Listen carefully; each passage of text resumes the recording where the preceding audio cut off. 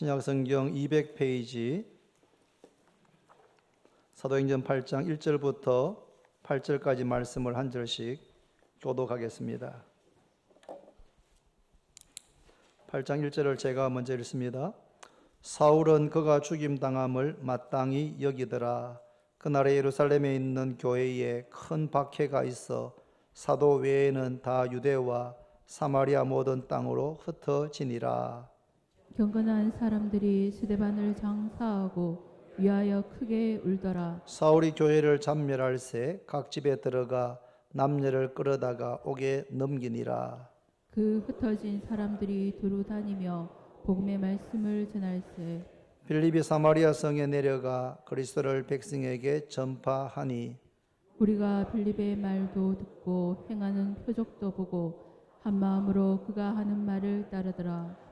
많은 사람에게 붙었던 더러운 귀신들이 크게 소리를 지르며 나가고 또 많은 중풍병자와 못 걷는 사람이 나으니 그 성에 큰 기쁨이 있더라. 아멘. 찬양 드리겠습니다.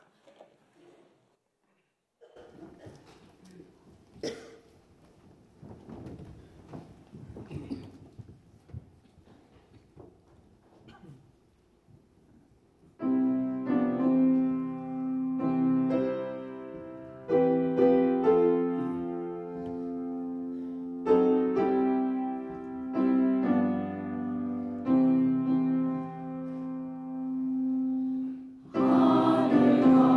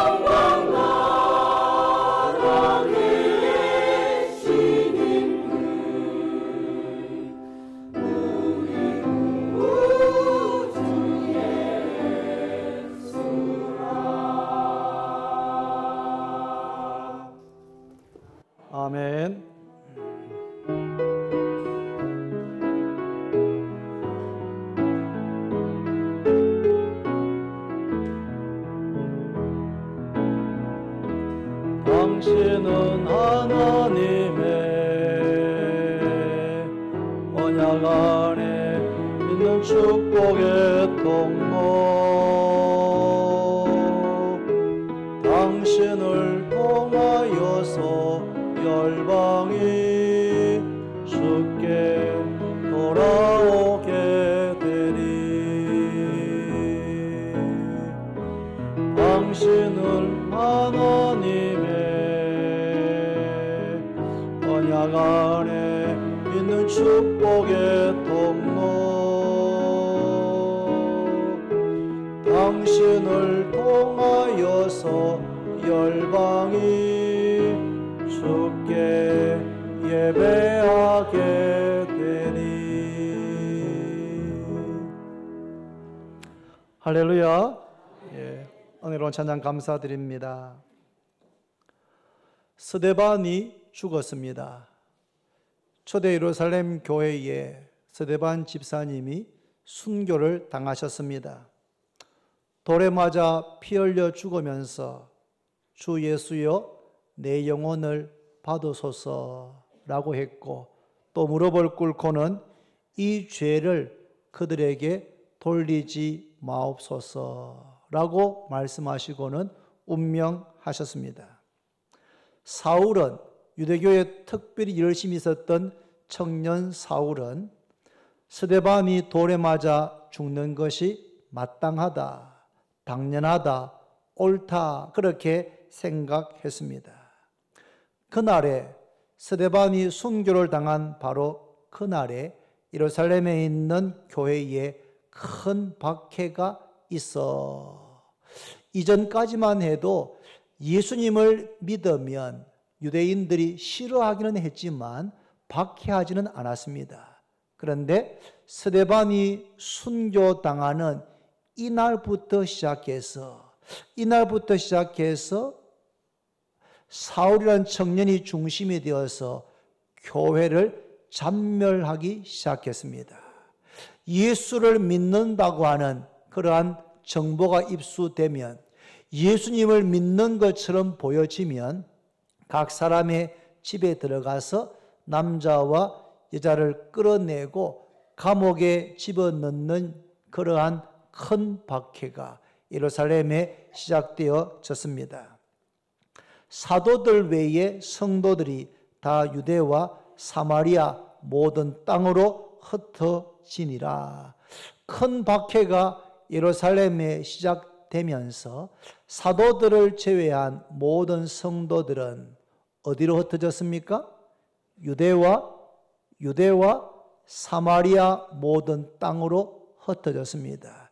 예루살렘이 대구라면 유대는 경상도 그리고 사마리아는 그보다 좀 더 먼 지역이 바로 사마리아입니다. 예수님께서 성천하시기 직전에 이렇게 말씀했습니다. 예루살렘을 떠나지 말고 아버지께서 약속하신 성령을 기다려라. 요한은 물로 세례를 베풀었지만 너희는 몇 날이 못 되어서 성령의 세례를 받게 될 것이다. 그렇게 말씀하시고는 사도행전 1장 8절에 오직 성령이 너희에게 임하시면 너희가 권능을 받고 예루살렘과 온 유대와 사마리아와 땅끝까지 이르러서 내 증인이 되리라고 말씀했습니다.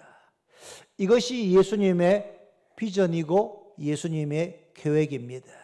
성령께서 강림하셔서 성령의 능력을, 권능을 덧입은 제자들이 예루살렘부터 시작해서 유대와 사마리아와 땅끝까지 이르러서 예수님을 증거하는 일, 증거하게 되는 것, 이것이 예수님의 계획이고 예수님의 비전이었습니다. 성령께서 임하셨습니까? 예, 임하셨습니다. 언제 임하셨습니까? 오순절날 마가의 다락방에 120명의 성도가 모여서 마음을 같이 해서 전심으로 전혀 기도하고 있을 그때에 성령께서 오순절날 바람처럼 불처럼 임하셨고 기도하던 120명 모두가 다 성령의 충만을 받게 되었습니다. 할렐루야.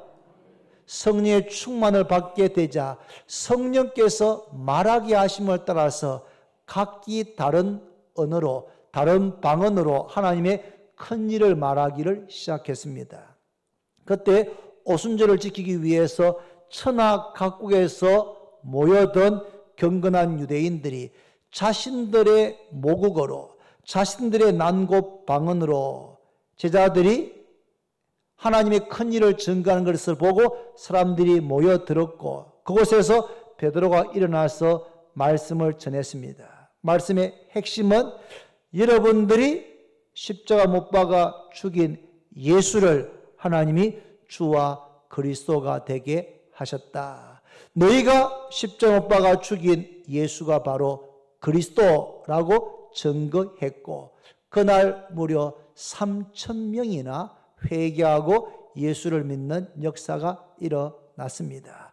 나면서부터 안전병이 된 자를 은과 금은 내게 없지만 내게 있는 이것을 너에게 주노니 나사렛 예수의 이름으로 일어나 걸어라.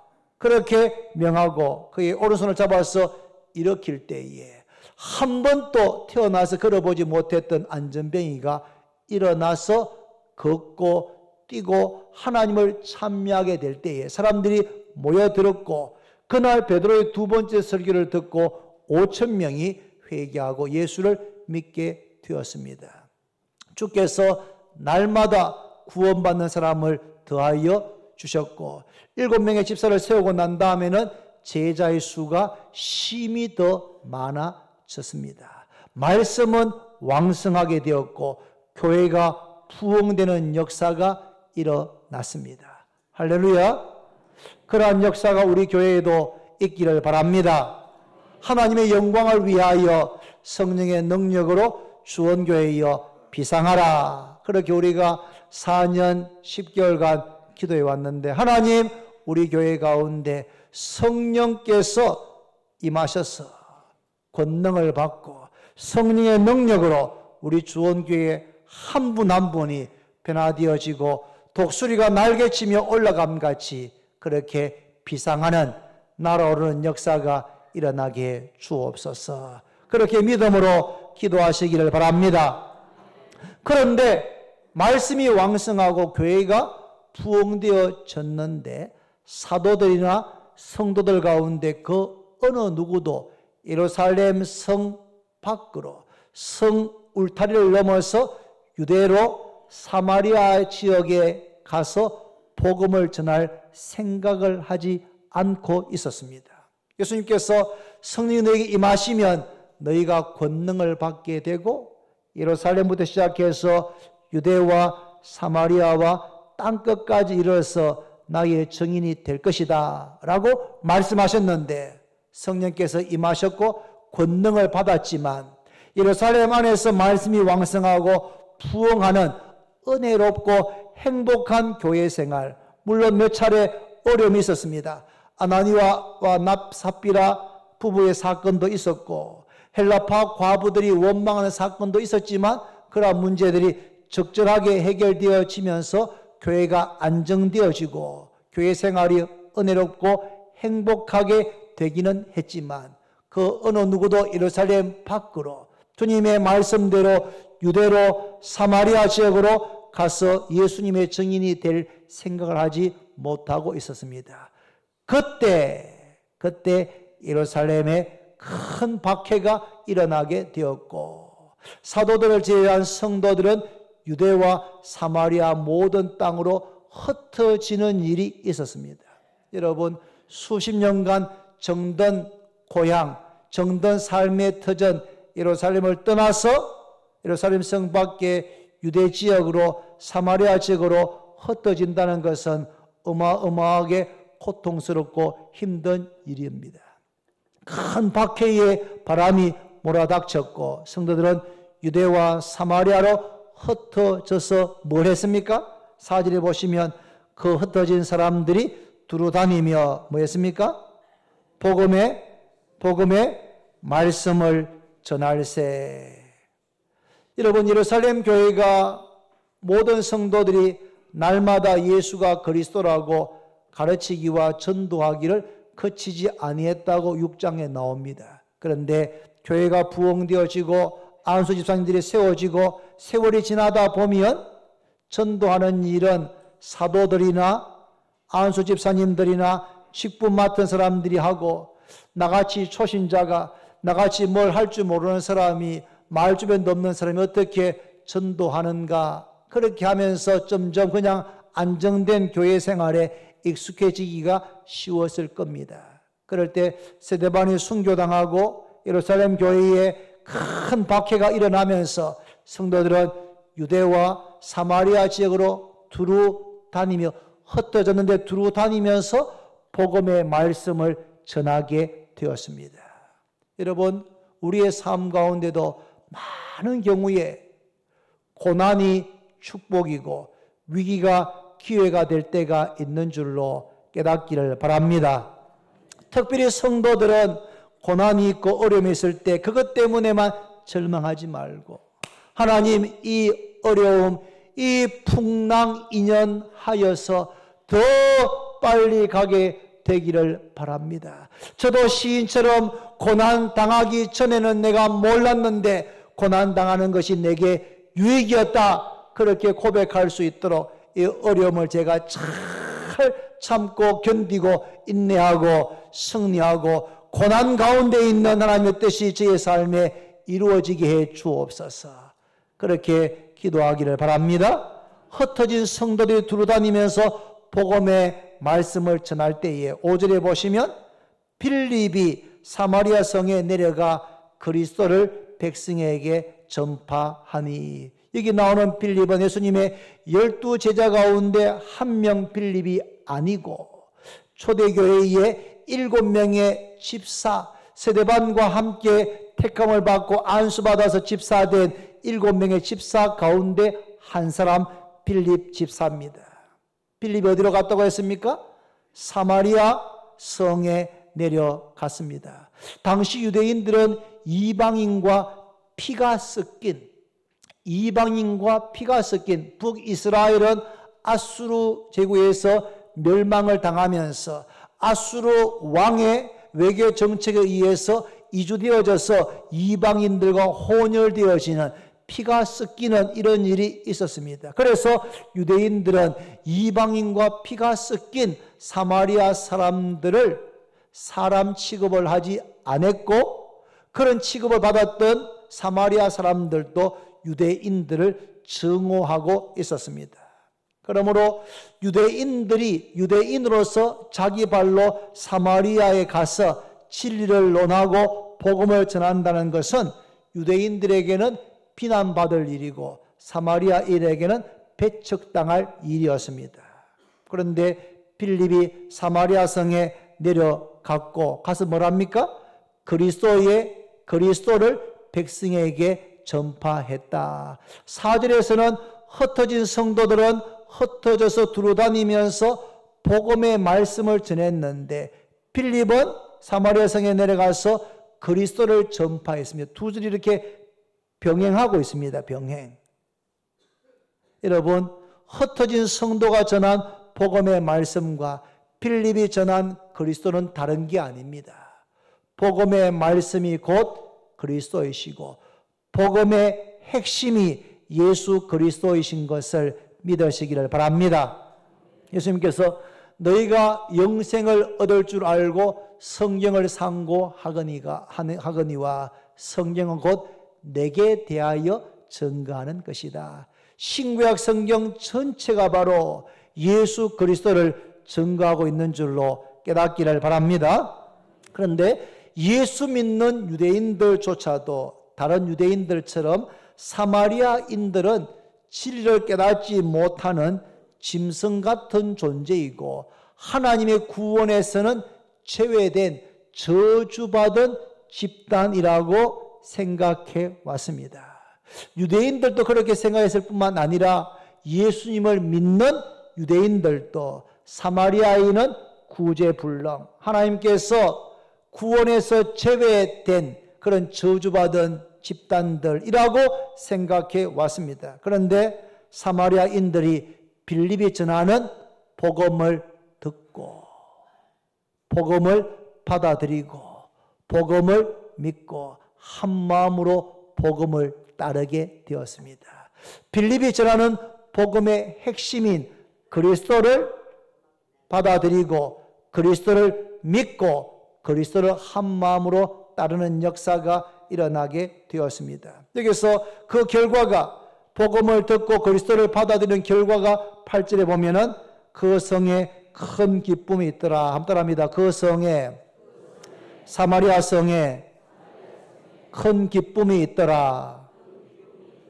여기서 있더라는 이 동사는 그냥 이렇게 어떤 상태가 가만히 있는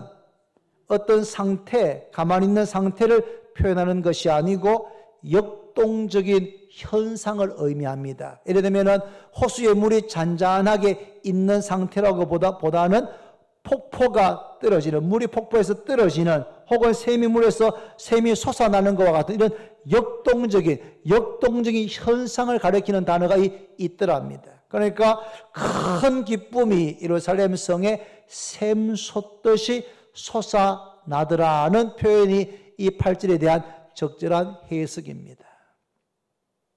어떻게 사마리아 성에 큰 기쁨이 샘 솟듯이 솟아나게 되었습니까?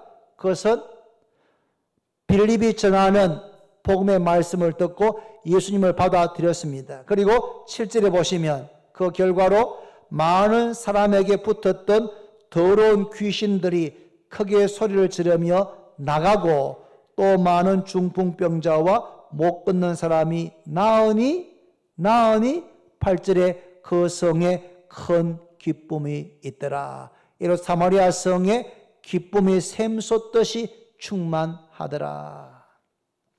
사마리아 성에 큰 기쁨이 충만했던 첫 번째 이유가 뭡니까? 많은 사람에게 붙었던 더러운 귀신들이 크게 소리를 지르며 나갔기 때문입니다. 요즘도 귀신이 있고 귀신 들린 사람이 있지만 예수님 당시에는 귀신에게 사로잡힌 사람들이 지금보다 훨씬 더 많았습니다. 그런데 여러분, 빛이 비추면 어두움이 그 자리에 머물러 있을 수가 없습니다. 이 영광홀에 새벽에 왔을 때 깜깜하지만 저 뒤에 전등 스위치를 쭈르륵 켜는 순간, 전등에 불이 들어오는 순간 0.1초도 견디지 못하고 어두움은 사라지게 되는 것입니다. 빛과 어두움이 공존할 수가 없습니다. 빛이 비추게 되면 어둠이 사라지게 되는 것처럼 빛 대신 세상의 빛이신 예수님께서 우리의 마음에 임하게 되면 더러운 귀신, 악한 영들은 소리 지르고 떠나게 되는 줄로 믿습니다. 믿습니까? 세상의 빛이신 예수님께서 우리 마음에 영접하게 되면 이제까지 내 마음을 사로잡고 있던 악한 영들, 더러운 귀신들은 한 길로 왔다 7길로 소리치고 도망가게 된다는 말입니다. 여러분, 모든 질병이 귀신 때문입니까? 아닙니다. 모든 불행한 일, 모든 사고가 귀신 때문입니까? 아닙니다. 그런데 어떤 질병은 귀신 때문인 것도 있습니다. 예를 들면 성경 마가복음 9장 17절에 한 아버지가 예수님께 이렇게 말합니다. 선생님, 말 못하게 귀신 들린 내 아들을 데려왔습니다. 말 못하게 귀신 들린 이 아버지 생각에는 내 아들이 말을 못하는 것은 귀신이 들렸기 때문이다. 말 못하게 귀신 들린 내 아들을 데리고 왔습니다. 무엇을 하실 수 있거든 우리를 불쌍히 여기사 도와주십시오. 그렇게 이 아버지가 말하자 할 수 있거든이 무슨 말이냐? 따라합니다. 할 수 있거든이 무슨 말이냐? 믿는 자에게는 넘지 못할 일이 있느니라. 할 수 있거든이 무슨 말이냐? 믿는 자에게는 넘지 못할 일이 없느니라. 그렇게 이 귀신 들린 아이의 아버지의 반신반의하는 흔들리는 그 믿음을 바로 세워주신 다음에 아이에게 이렇게 말합니다. 말 못하고 못 듣는 귀신아, 내가 내게 명하노니 그 아이에게서 나오고 다시 들어가지 말라. 주님의 말씀이 떨어지자마자 그 아이를 사로잡고 있어서 말도 못하고 듣지도 못하게 했던 귀신이 즉시 떠나게 되고 다시 들어가지 못하게 된 줄로 믿으시기를 바랍니다. 이 아이의 경우에는 귀신 때문에 귀신 들려서 말도 못하고 듣지 못하게 된 것입니다. 그러나 모든 질병이 귀신 때문이다, 그렇게 생각하면 그것은 비성경적인 잘못된 생각입니다. 어떤 사람들은 과거에 김기동 목사라고 귀신 논외로 그렇게 한국에 영향을 많이 미친 목사가 있었습니다. 최근에 그 목사가 이상하게 감옥에 가고 이렇게 하고 있습니다. 여러분, 모든 질병이 귀신 때문은 아닙니다. 그러나 어떤 질병은 귀신 때문일 때도 있습니다. 그것을 잘 분별해야 합니다. 현대의학을 거부하는 것은 건전한 신앙이 아닙니다. 여러분, 하나님께서는 현대의학을 사용하셔서 병든 우리의 몸을 고치시는 것을 믿으시기를 바랍니다. 믿음이 좋으니까 나는 병원 안 가겠다, 그건 아버지 여러분 잘못된 건전하지 못한 신앙입니다. 사마리아 성에 큰 기쁨이 샘솟게 된 두 번째 이유는 또 많은 중풍병자와 못 걷는 사람이 나으니, 많은 중풍병자와 나면서부터 걷지 못하는 사람들이 걷게 되고 병이 낫게 되면서 사마리아 성에 큰 기쁨이 충만하게 되었습니다. 예수님의 이름으로 기도할 때에 병든 자들이 낫는 것을 믿습니까? 믿습니까? 예수님의 이름으로 기도할 때 병든 자가 낫는 것을 믿습니까? 야고보서 5장 15절에 믿음의 기도는 병든 자를 구원하리니 주께서 그를 일으키시리라고 말씀했습니다. 믿음의 기도는 병든 자를 일으키신다. 주께서 그를 일으키신다. 병든 자를 구원한다고 말씀했습니다. 예수님께서 십자가 지심으로 우리의 모든 죄가 사함을 받았을 뿐만 아니라 그가 채찍에 맞음으로 너희가 나음을 입었도다. 예수님의 보혈로 우리의 죄가, 진홍 같은 죄가 흰눈같이 양털같이 될 뿐 아니라 그가 채찍에 맞음으로 육체에 그렇게 고난당하심으로 너희가 나음을, 육체의 병에서 나음을 입었다. 예수님의 십자가 고난은 우리의 죄를 사하는 근거가 될 뿐 아니라 우리의 병을 치료하는 근거도 되는 줄로 믿으시기를 바랍니다. 사람을 창조하신 하나님께는 독감이나 중풍병이나 암이나 차이가 전혀 없습니다. 우리에게는 독감은 좀 쉬운 병이고 암은 고치기 너무 어려운 병처럼 보이지만 하나님께서 보실 때에는 그것이 모두가 다 차이가 없이 똑같은 것입니다. 하나님이신 예수님께서 못 고칠 질병이 없는 줄로 믿습니까? 그런데 예수님께서는 모든 병을 다 고쳐주시는 것은 아닙니다. 아니, 목사님 무슨 이상한 말장난 같은 걸 하십니까? 예수님께서 모든 병을 다 고치실 수 있다고 해놓고 또 모든 병을 다 고쳐주시는 건 아니라고 하는 게 무슨 말입니까?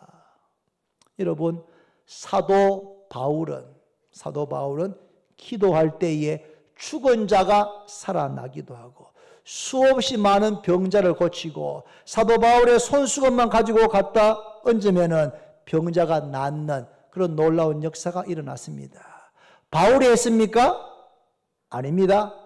바울을 통하여서 예수 그리스도께서 병든 자들을 치유하신 것을 믿으시기를 바랍니다. 여러분 착각하면 안 됩니다. 여러분 사람이 하는 게 아니에요. 여러분 사람을 통하여서 예수 그리스도께서 하시는 것인 줄로 믿습니다. 그런데 이 바울에게는 몸에 육체의 가시가 있었습니다. 심한 질병입니다. 학자들은 그것이 간질이라고 하기도 하고 안질이라고 하기도 하고 정확하지 않지만 아주 중한 병입니다. 그래서 바울이 그 육체의 가시 질병을 고쳐주시기를 3번 간절하게 기도를 드렸습니다. 그런데 하나님의 응답은 이랬습니다. 내 은혜가 너에게 족하도다. 이는 내 능력이 약한 데서 온전하여 짐이라. 나의 은혜가 너에게 족하다. 너에게 육체의 가시 질병을 갖게 한 것은 나의 뜻이다. 왜냐하면 너가 너로 하여금 너무 자고하지 스스로 높아지지 않도록 하나님의 은혜의 안전장치를 달아두신 겁니다.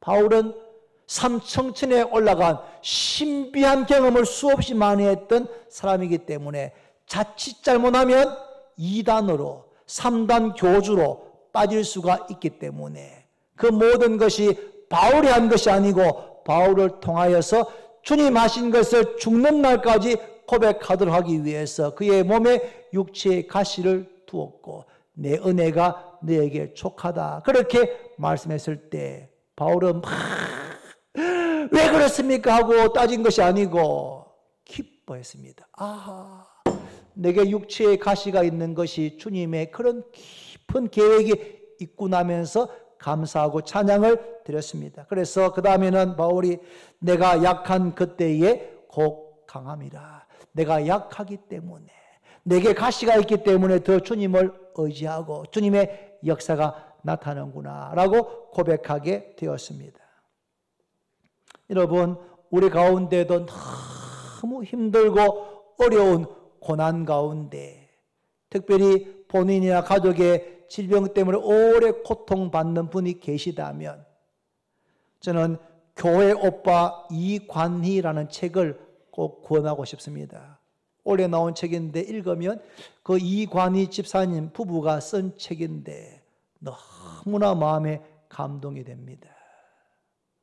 물론 그분이 병이 그렇게 확 이렇게 기적같이 나았다 그런 이야기가 아닙니다. 그런데 그걸 읽어보면 아하, 우리에게 육체의 질병이든 어떤 고난을 당했을 때 그 고난을 우리가 어떻게 감당해야 되는지를 그 책을 읽으면 참 많은 깨달음과 은혜를 받게 될 것입니다.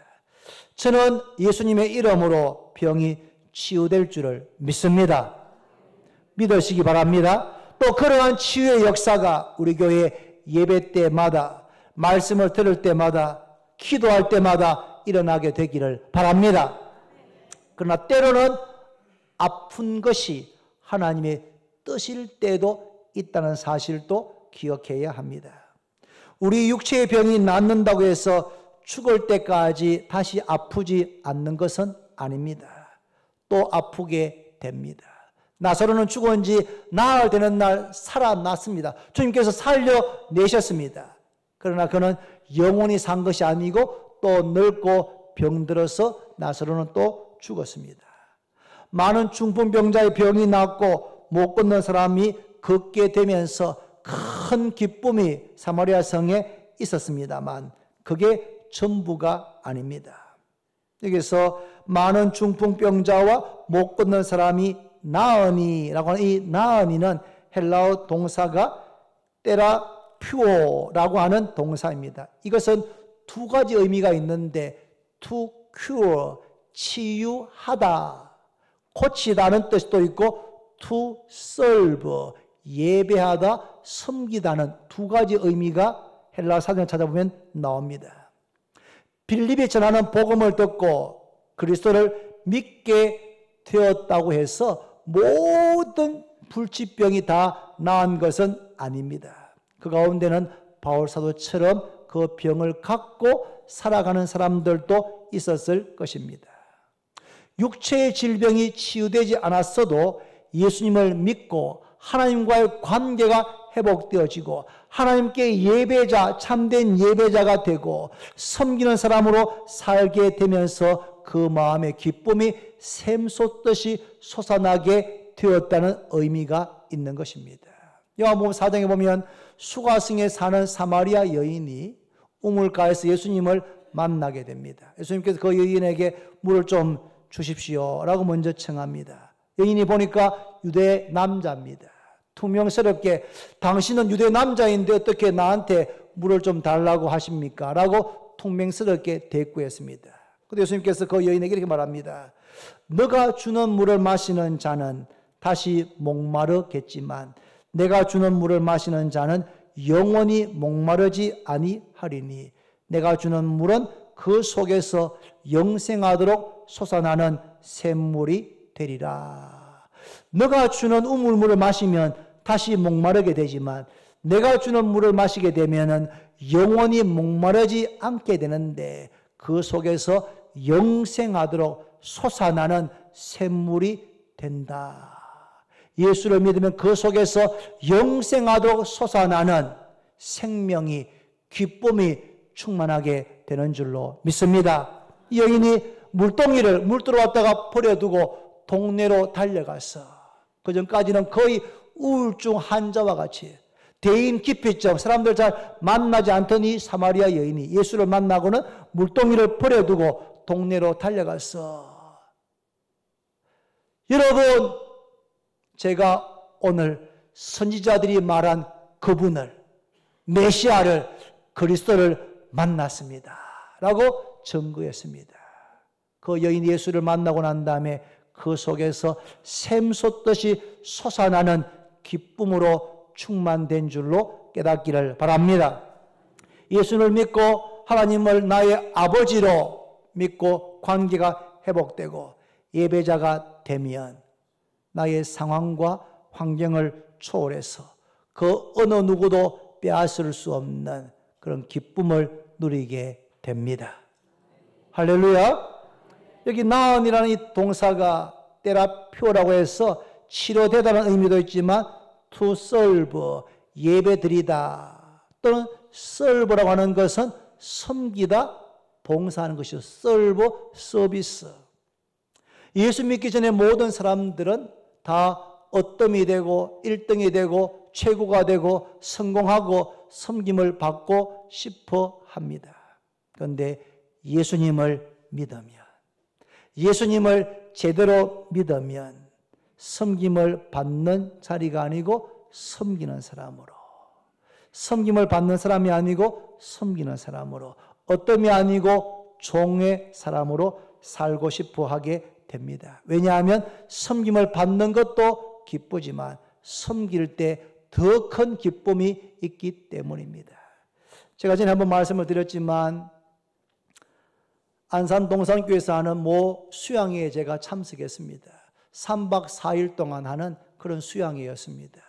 경기도 파주에서 했는 걸 기억하는데 거기서 수양회 하는데 3박 4일 동안 참석 인원은 한 100명 좀 넘습니다. 그런데 그 100명 좀 넘는 사람들을 섬기기 위해서 2배가 되는 200명 정도의 봉사자들이 왔습니다. 3박 4일 동안 정말 너무나 은혜로우면서도 너무나 배려 깊은 그런 섬김을 3박 4일 동안 받았습니다. 그러니까 너무 행복해서 얼굴이 이렇게 환하게 될 정도였습니다. 그리고 이제 마지막 폐예배를 드릴 때 전체 강당에 다 같이 모였습니다. 가운데 한 100명 정도가 참가한 분들입니다. 서로 쳐다보니까 다 얼굴이 환합니다. 너무나 좋은 대접을 받고 행복한 시간이었습니다. 그런데 그 앞뒤로 3박 4일 동안 휴가 내어가지고 매일 전국 각지에서 자기 차 타고 자기 돈 내고 와가지고 하루에 서너 시간 자면서 그 100명의 사람들을 섬기기 위해서 3박 4일 동안 잠도 제대로 자지 않고 그렇게 열심히 섬겼던 분들이 앞뒤에 쭉 서 있는데 그분들의 눈에서 눈물이 이렇게 다 주르륵 흐르고 있었습니다. 억울해서 우는 것이 아니고 3박 4일 동안 정말 마음을 다해서 사람들을 섬기면서 예수님의 마음, 예수님의 그 마음을 느끼게 되었는지 그분들의 눈에서 눈물이 흐르는데 그 얼굴은 해같이 빛나고 눈물이 흘렀어요. 그래서 제 마음속에 아하, 저게 바로 저 눈에서 나오는 흐르는 저 눈물, 강 같은 저 눈물이 바로 기쁨의, 그런 기쁨의 눈물이구나 하는 것을 깨닫게 되었습니다. 여러분, 섬김을 받을 때보다 섬길 때 더 큰 기쁨을 주시는 줄로 믿습니다. 아이, 목사님, 내가 뭐가 있어야 섬기죠. 뭐 가진 게 있어야지 섬기죠. 제가 뭐 할 줄 알아야 섬기죠. 노래를 잘하면 찬양대로 섬기고, 내가 좀 잘 가르치면 교사로 섬기고, 뭐 힘이 있으면 뭐 만나도 섬기하겠지만 저는 뭐 아무것도 할 줄 아는 게 없는데 어떻게 섬기겠습니까? 그렇게 생각하시는 분이 혹 있을지 모르겠습니다. 제가 몇 년 전에 읽었던 기사인데 국민일보인가 보니까 서울의 모 교회에 송 집사님이라는 분이 나이가 59세인데 유방에서 시작된 암세포가 척수와 뇌로 퍼져서 현대의학으로는 치료가 불가능하다고 하는 그런 판정을 받게 되었습니다. 그래서 세브란스 병원에 있는 호스피스 병동에 입원하기 며칠 전에 이분이 택시를 탔습니다. 택시를 탔는데 택시 기사가 젊은 기사인데 뭐 묻지도 않았는데 자신의 넋두리를 막 신세 한탄을 막 늘어놓았습니다. 내용은 자기가 잠시 도박에 좀 손을 댔는데 도박해가지고 집이며 가진 재산을 전부 다 날려버리고 그것 때문에 이혼당하고 빈털터리가 되고 가족도 다 잃어버리고, 그래서 지금 택시 기사를 하면서도 언제 어떻게 죽을까만 생각하고 있다는 이야기를 이 젊은 택시 기사가 늘어놓았습니다. 그 이야기를 끝까지 다 들은 이 송 집사님께서 이렇게 말했답니다.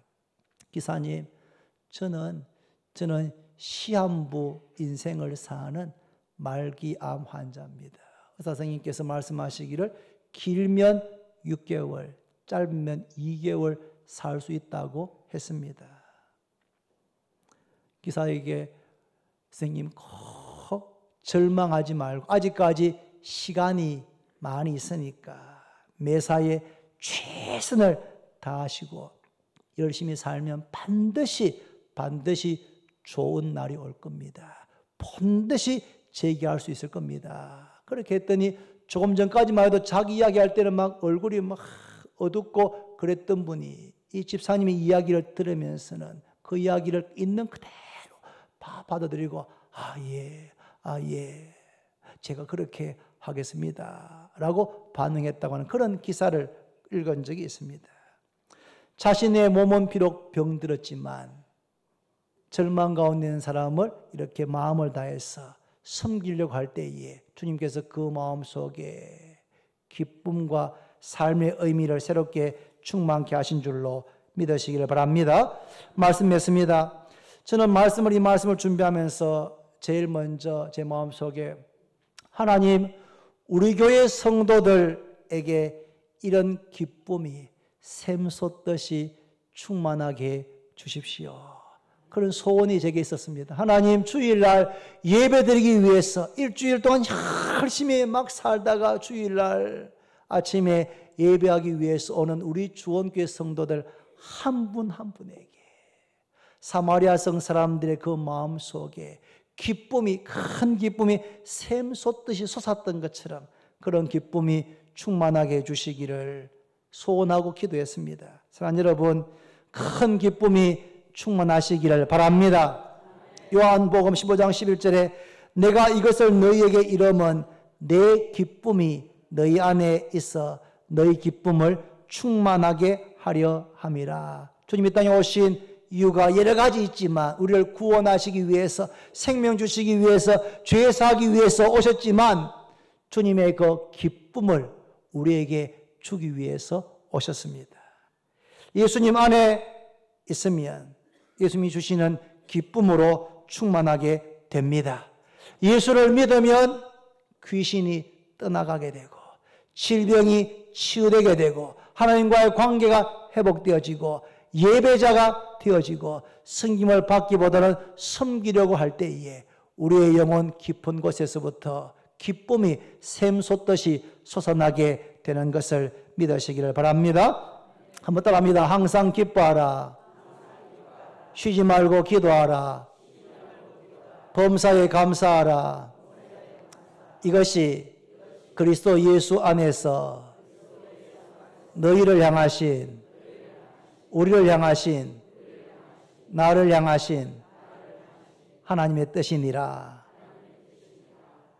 항상 기뻐하시기를 바랍니다. 낙하산과 인상은 펴져야 삽니다. 못 알아들었습니까? 낙하산이 안 펴지면 죽잖아요. 낙하산이 펴져야 하는 것처럼 우리의 인상이 펴져야 됩니다. 얼굴이 환하게 펴져야 됩니다. 목사님, 기뻐야 기뻐하고 웃을 일 있어야 웃지요. 어떻게 일부러 인상을 펴입니까? 성경은 항상 기뻐하라고 명령합니다. 기쁜 일이 있을 때만이 아니고 항상 기뻐해라. 쉬지 말고 기도해라. 범사에 감사해라. 이것이 그리스도 예수 안에서 너희를 향하신 하나님의 뜻이다. 황수관 박사님, 그분이 이 항상 기뻐라고 하는 이 가장 짧은 한 절, 이 말씀에 자기가 무조건 순종하기로 하면서 그분의 인생이 완전히 바뀌어지고 신바람 건강법으로 대한민국 전체를 웃기고 건강하게 만들었던 분이 바로 이 항상 기뻐라, 이 말씀이 기쁠 때만 기뻐하는 것이 아니고 기쁘든 기쁘지 않든 좋든 좋지 않든 항상 기뻐라는 이 말씀에 순종하기 시작할 때에 그의 인생도 바뀌어지고 수많은 사람들의 삶을 치유하고 변화시키는 역사가 일어나게 되었습니다. 여러분 가운데 혹시 예수를 믿기는 믿는데 아직까지도 주님 주가 아니고 술주를 의지해서 괴로운 일이 있을 때 한잔하면서 그것에서 위로받고 그것에서 기쁨을 누리는 분이 혹시 있습니까? 주인을 바꾸시기를 바랍니다. 술주를 내 주인이 아니고 주님 주 예수님을 내 삶의 주인으로 모시기를 바랍니다. 술 취하지 말라. 이는 방탕한 것이니 오직 성령의 충만을 받으시기를 바랍니다. 예수님을 내 마음의 주님으로 모시고 성령으로 충만받게 되면 우리 마음속에 기쁨이, 큰 기쁨이 샘솟듯이 솟아나게 됩니다. 빌립은 사마리아 성 사람들은 구원받을 수 없는 저주받은 집단들이 아닌가라고 생각했습니다. 그런데 하나님께서 빌립을 사마리아 성으로 인도하셨고 복음을 전했는데 그 사람들이 그 복음을 듣고 받아들이고 한마음으로 따르고 예수를 믿게 되면서 귀신은 떠나가고 많은 병자는 낫고 예배자가 되고 섬기는 사람들이 되면서 그 성에 기쁨이 충만하게 되었습니다. 우리 주변에는 조금 전에 말씀드린 그런 젊은 택시 기사와 같은 삶 가운데 어떤 일 때문에 절망하고 비가 나고 삶을 포기하고 싶어하는 슬픔과 괴로움 가운데 사는 분들이 우리 주변에 우리가 몰라서 그렇지 얼마나 많이 있는지 모릅니다.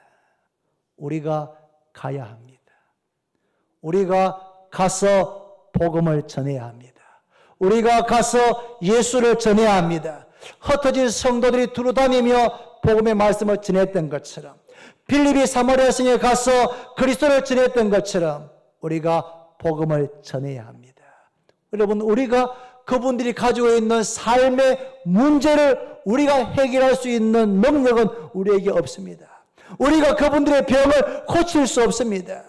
그분들의 문제를 해결할 수 없습니다. 그런데 우리가 복음을 전하면, 예수를 전하면, 예수님께서 그 안에 들어가시면 그 사람의 삶의 문제는 예수님께서 해결하시고 고치시고 회복하시는 줄로 믿으시기를 바랍니다. 우리가 할 일은 가서 예수를 전하는 일, 가서 복음을 전하는 일. 그러면 예수님께서 그 사람의 삶의 문제를 해결하시고 택시 기사의 이 절망적인 상황을 해결하시고 고치시는 역사가 일어날 줄로 믿습니다. 그래서 우리 교회 안에, 우리 대구 도성 안에 이러한 큰 기쁨으로 충만하게 되기를 바랍니다. 기도드립니다.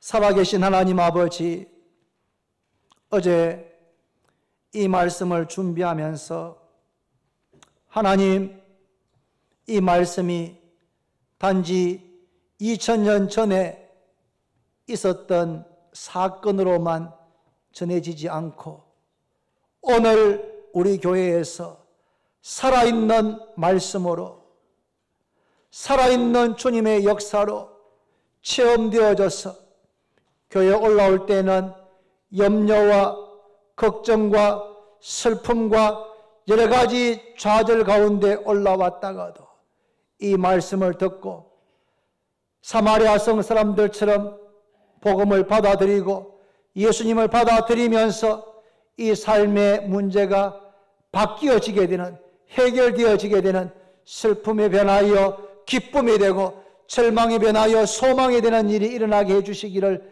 기도했는데, 하나님, 그러한 역사가 오늘 이 시간 일어나게 하여 주옵소서. 교회를 다니지만, 교회를 여러 주 혹은 여러 달 몇 년째 다니지만 아직까지 내 마음에 예수님을 완전히 모시지 못하고 완전히 믿지 못하는 분이 계시다면 오늘 이 시간이 바로 그분을 위한 시간입니다.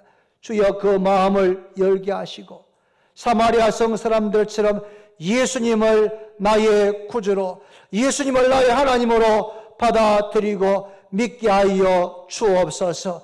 예수님을 믿을 때에 귀신이 떠나가고 병든 자가 치유되어졌던 것처럼 그러한 역사가 이 시간 있게 하여 주옵소서. 믿음의 기도는 병든 자를 구원하리니 주께서 그를 일으키신다고 말씀하셨는데, 하나님 아버지, 오늘 이 시간 우리 가운데 몸이 아픈 분이 있습니까? 마음이 병든 분이 있습니까? 정신적으로 눌리는 분이 있습니까? 가족들 가운데 아픈 분이 있습니까? 주여, 치료하여 주옵소서. 예수 그리스도의 이름으로 치료하여 주옵소서. 예수 그리스도의 이름으로 명하노니 각양병은 깨끗하게 치유가 될지어다. 치유가 될지어다. 주여, 역사하여 주옵소서. 정신적으로 눌리는 모든 악한 귀신들이 예수의 이름으로 떠나가게 하여 주옵소서. 항상 기뻐하라 말씀하셨고 주님께서 나의 기쁨을 너희에게 주노라고 말씀하셨는데, 하나님, 예수님을 믿음으로 이 시간부터 항상 기뻐하는 저희들 되게 하여 주옵소서. 그러면서 아버지여, 아버지여, 손바닥이 손등되는 것과 같은 그런 삶의 변화가 우리의 삶 가운데, 우리의 마음 가운데 일어나게 하여 주시기를 원합니다.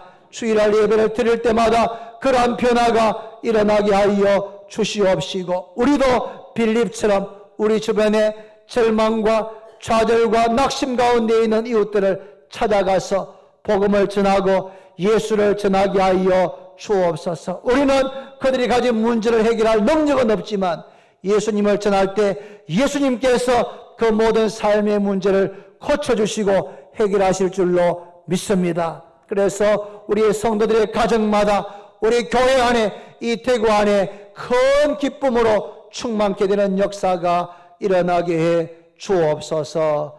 예수님의 이름으로 기도드립니다. 아멘.